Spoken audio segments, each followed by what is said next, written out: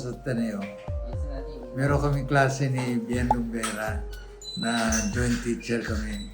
Si Bien ang mas sumahatak nun kasi siya popular eh. Pero yung aking misis, kasama doon sa mga estudyante namin. So pagkaraan ng aming klase, naglalakad kami. Inaatid namin sila doon sa dorm nila sa tapat ng Ateneo. Tapos, yun, kwentuhan ng kwentuhan. Yung pala, nililigawan na kami. Nililigawan niya ako, nililigawan siya ni Dr. Lumbera. Si Dr. Lumbera ng kanyang misis.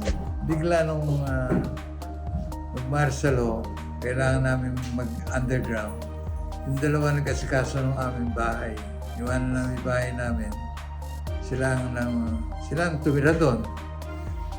Kaya pagka gusto namin kumahinga, nandun pa rin yung bahay namin, dalawa.